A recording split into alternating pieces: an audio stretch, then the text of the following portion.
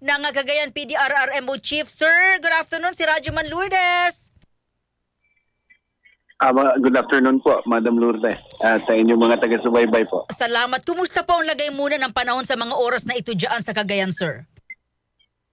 Nakakaranas kami ng banayad na hangin, may mga cloud formations, pero andito pa yung haring araw, no? Maliwanag pa. Oo, pero sinasabi ho kasi na dadaanan kayo niting si Kuya po. Ano po yung mga paghahanda, Sir Rueli?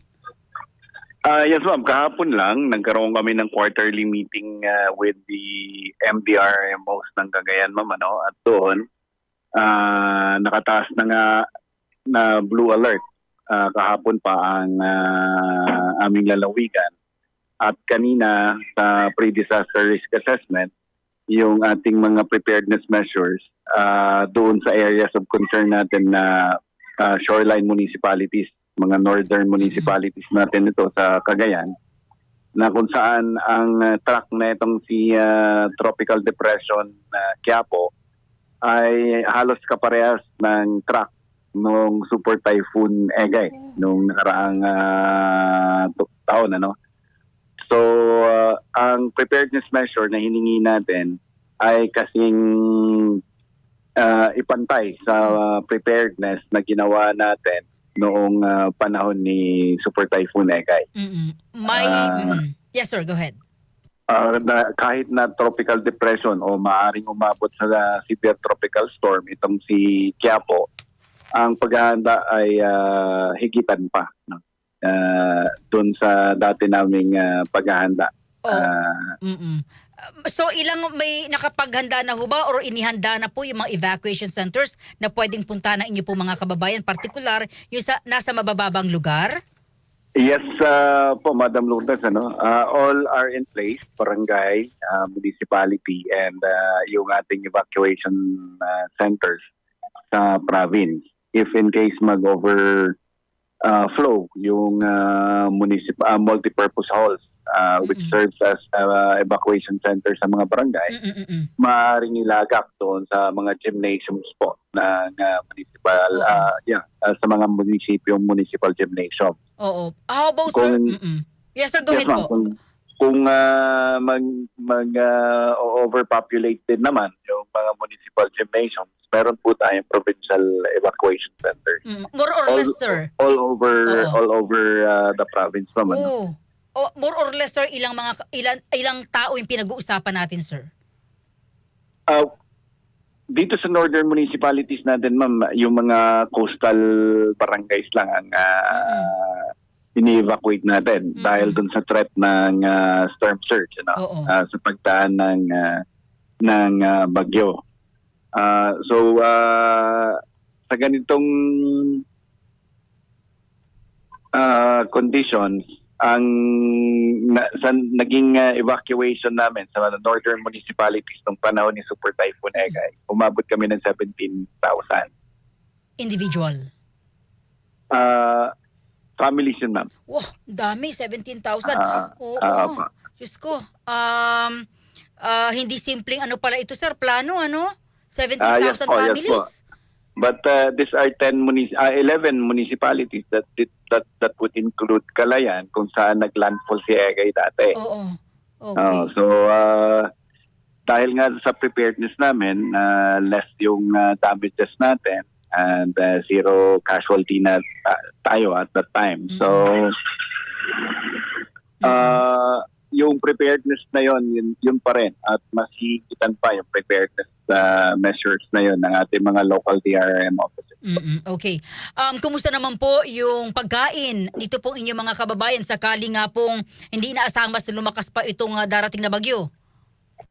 Tayo po ay nasa ilalim pa ng state of calamity kung saan declared last April, ma'am, ano? Dahil nga doon sa dalawang shock na naranasan natin, yung pagtaas ng petrolyo dahil sa Strait of Hormuz at itong build-up ng El Nino. So kahapon lang sa PDRMC quarterly meeting po namin, hiniling po natin na i-extend yung state of calamity hanggang sa katapusan po nitong taon na to, hanggang December, kasi ang projected build up ay hindi na build up kundi projected na magpipik etong El Nino natin is the last quarter of this year and the first quarter of next year. So kung ngayon 65,000 hectares ang affected ng tagtuyot, much more pagdating na nag-peak na talaga yung El Nino phenomenon natin. So kahapon po sa PEDRIMC quarterly meeting, hiningi natin na ma-extend yung state of calamity po natin. So ang stockpiling po natin tuloy-tuloy, yung assistance po natin tuloy-tuloy since April po. So ang lahat ng mga LGUs natin, barangay LGUs and even the province, tuloy-tuloy yung stockpiling po natin. In fact, yung warehouse ng provincial government, dalawa, meron tayong 10,000 packs na naka-ready. Naka-stockpile lang. If in case na kakailanganin ng augmentation ng mga local government natin or ng mga barangay natin, ready tayong mag-dispense. Pero inaprobahan ho ba ng konseho or ng provincial board, Sir Rapsing, itong pag-extend ng state of calamity? I-forward pa lang for adoption yung inaprobahan ng PITRIM Council, ma'am, ano? So, i-forward for adoption doon sa provincial board po natin. Kaya So, pa? Kaya pa? Sir, kaya pa ba ng probinsya? Grabe, petrolyo, El Nino, bagyo. Opo. Well, dito po sa Quick Response Fund, yung 30% po, ng 5%, 30% lang po ang binawas natin sa Quick Response Fund. So may natitira pang 70% of the Quick Response Fund na maaaring i-utilize until the end of the year po. So hindi na kailangan yung national government? Nung mag-declare po kami, nagdagsaan dito lahat ng mga assistance ng mga national government agencies, ma'am, including the Office of the President, yung mga assistance nila sa barangay. So, bukod sa pondo ng province po, may mga assistance din pong nakuha sa mga national government agencies and the Office of the President. Sir, huli na lang, wala na kayong kababayang nananatili sa mga evacuation centers? Wala pa ngayon, ma'am, ano, kasi nasa Bravo Emergency Response Protocol. Although, under the Oplan Listo, yung Bravo Emergency Response Protocol natin, nandyan na inaabisuhan yung mga local chief executives natin na maaari na silang mag-preemptive evacuation. But so far, wala pa namang nag-preemptive ngayon. Under Charlie Emergency Response Protocol ng Oplan Listo kasi kapag nag-red alert na itaas na sa red alert, that's the time na inabisuhan yung local chief executives natin that they can do force evacuation.